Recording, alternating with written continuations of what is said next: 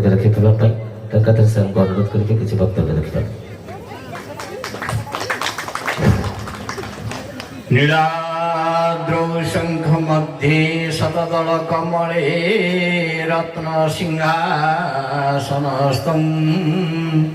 सर्वालंकार युक्तं नवघन रुचिरं संयुक्तं चाग्रजेन भद्राय वाम भागे रथचरणयुतं ब्रह्म रुद्रेन्द्र वन्द्यम् देवानां सारमेकं स्वजन परिवृतं ब्रह्मदारु स्मरामि ब्रह्मदारु नमामि ब्रह्मदारु भजामि नीलाचल निवासाय नित्याय परमात्मने बलभद्र सुभद्राभ्यां जगन्नाथाय ते नमः शरणागत दीनार्त परित्राण परायणे सर्वस्यार्ति हरे देवी नारायणी नमस्तुते नारायणी नमस्तुते नारायणी नमस्तुते। आज रघुनाथ नाट्य संसद गोलागंड यही रंगीन रंगमंच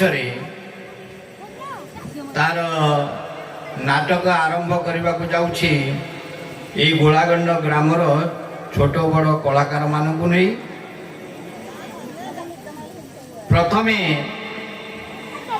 प्रभु रघुनाथ चरण रे निजर विनती प्रणाम जनाऊँगी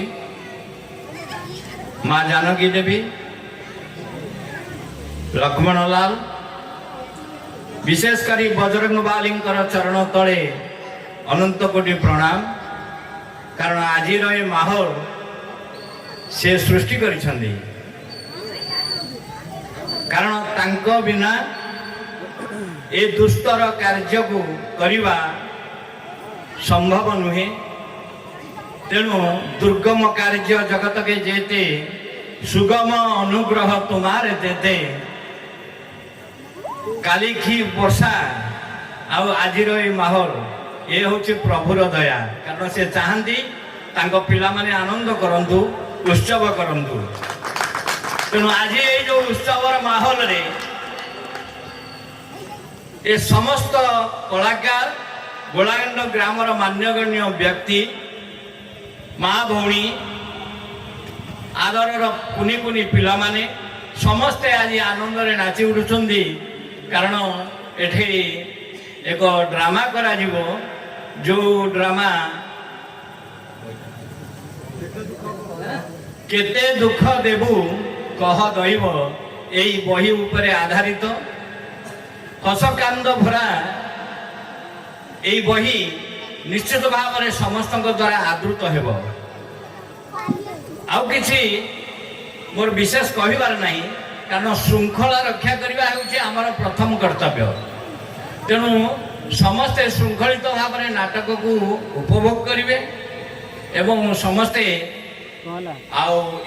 पिला मानकु उत्साहित करेंगे आशा करुछि आज यही मंच रे गला वर्ष यही नाटकर निर्देशना देथिबा सार अपर प्रसाद बा सर्वेश्वर जेना सार से आज आम गहन नहांती एक नाटक मंचस्थ समय रे से हृदघात परलोक गमन करिसंदी तेणु प्रथमे से तांकरी स्मृति उद्देश्य तांकर स्वर्ग प्राप्ति निमित्त प्रभु रघुनाथ चरण रे आमे गोटे मिनिट समस्ते नीरव प्रार्थना करिबा। वर्तमान प्रार्थना आरंभ।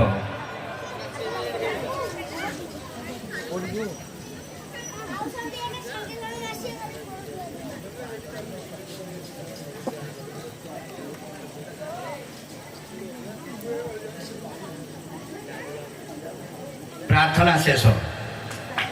ଆଉ କହିବାର କଥା ଯେ ଏହାପରେ ଆଜି ଆମେ ଆଉ ଜଣେ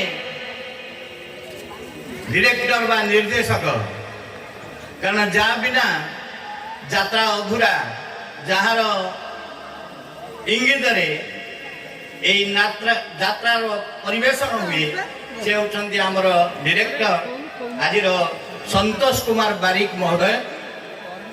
সে মধ্য আম মঞ্চরে এটি উপস্থিত অଛନ୍ତି। ଆଉ ମୋ ପାଖରେ এই ଗୋଳାଗଣ୍ଡ ଗାଁର ୱାର୍ଡ ମେମ୍ବର ଚୈତନ୍ୟ ପ୍ରଧାନ, ଗୁଣନିଧି ପ୍ରଧାନ ଆଉ ଏକ୍ସ ୱାର୍ଡ ମେମ୍ବର ମନମୋହନ ପ୍ରଧାନ, ଆମର ପୁରୁଣା ସାଥୀ କଳାକାର ବେଣୁଧର ଭାଇ ଆଉ ଅନ୍ୟମାନେ ସମସ୍ତେ ବି ଉପସ୍ଥିତ ଅଛନ୍ତି ଆମ କଳାକାରମାନେ। ତେଣୁ ବିଶେଷ ସମୟ ମୁଁ ନେଉନି, ଏତିକି ମୁଁ ନିବେଦନ କରୁଛି ସମସ୍ତଙ୍କୁ ହାତ ଯୋଡ଼ି ମୁଁ ଆଉ ଥରେ ପୁନର୍ବାର ନିବେଦନ କରୁଛି ଯେ ଆପଣମାନେ ଶ୍ରଦ୍ଧାର ସହିତ ଶୃଙ୍ଖଳାର ସହିତ ଏ ନାଟକ ଉପଭୋଗ କରିବେ ଏବଂ କଳାକାରମାନଙ୍କୁ ଉତ୍ସାହିତ କରିବେ। ଏତିକି କହି ମୁଁ ମୋର ବକ୍ତବ୍ୟ ରଖୁଛି। ଜୟ ହିନ୍ଦ। ଧନ୍ୟବାଦ ସାର୍, ଧନ୍ୟବାଦ। ପରେ ପରେ ଅନୁରୋଧ କରିବି ଆମ ୱାର୍ଡ ମେମ୍ବର ଚୈତନ୍ୟ ପ୍ରଧାନ ସାର୍ଙ୍କୁ କିଛି ବକ୍ତବ୍ୟ ରଖିବା ପାଇଁ।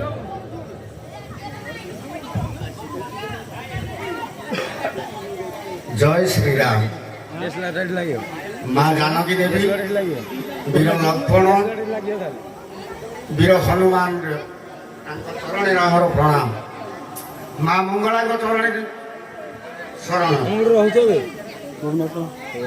আজি এই যে গোলাগণ্ড রঙ্গমঞ্চ, এই রঙ্গমঞ্চটা হচ্ছে বহুত পুরোনা। ବହୁତ ପୂର୍ବରୁ এই ମଞ୍ଚରେ ଆମ ପିତାମାନେ କରୁଥିଲେ, ଆମେମାନେ ବି କରୁଥିଲୁ ଏବଂ ଆମ ପିଲାମାନେ ବି ରଙ୍ଗମଞ୍ଚରେ ମଞ୍ଚସ୍ଥ କରୁଛନ୍ତି। ସେଥିଲାଗି ଆମେ ବହୁତ ଗର୍ବିତ।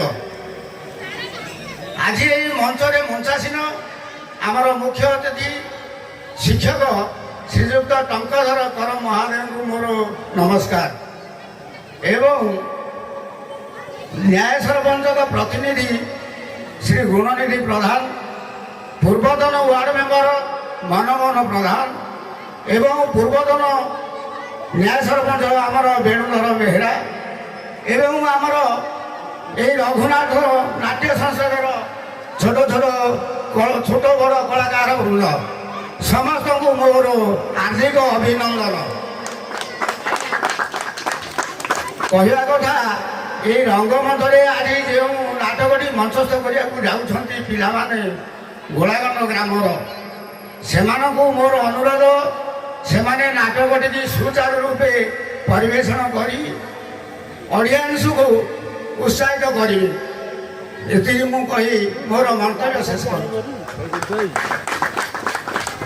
ଧନ୍ୟବାଦ ସାର୍, ଧନ୍ୟବାଦ। ପରେ ପରେ ଅନୁରୋଧ କରିବି ବେଣୁଧର ବେହେରା ସାର୍ଙ୍କୁ ଆମ ମଞ୍ଚ ଗ୍ରାମ ପାଇଁ କିଛି ବକ୍ତବ୍ୟ ରଖିବା ପାଇଁ। ବେଣୁଧର ବେହେରା ସାର୍।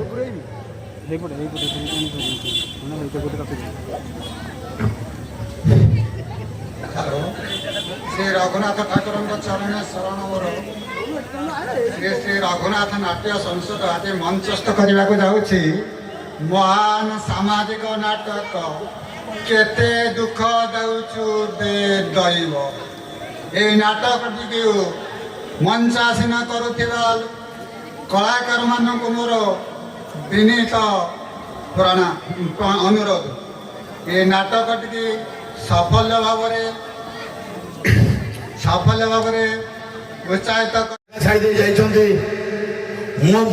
ମୁଁ ତାଙ୍କର ଦୁଇଟା ପେଣ୍ଡାଲ ନେଇ ଯାଇଥିଲି ମୋ ଏରିଆରେ।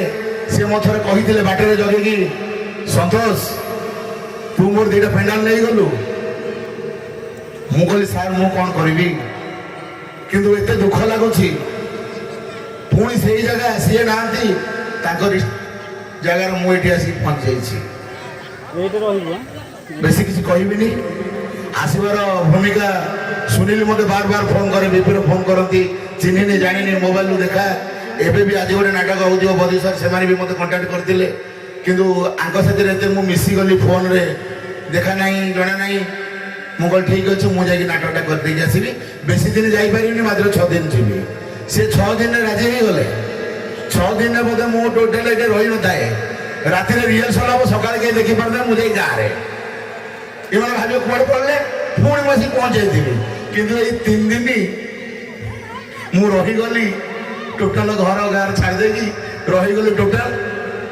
ସେଥିପାଇଁ କହୁଛି ନାଟକଟି ଆମେ କରୁଛୁ। ନାଟକ ହଉଛି କେତେ ଦୁଃଖ କହ ଦବୁ ଦଇବ, କେତେ ଦୁଃଖ ଦବୁ ଦଇବ।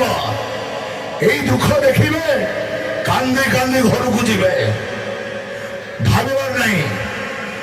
ଭଲ ହବ, ଭଲ ଦେଖିବେ, ଏନ୍ଜୟ କରିବେ।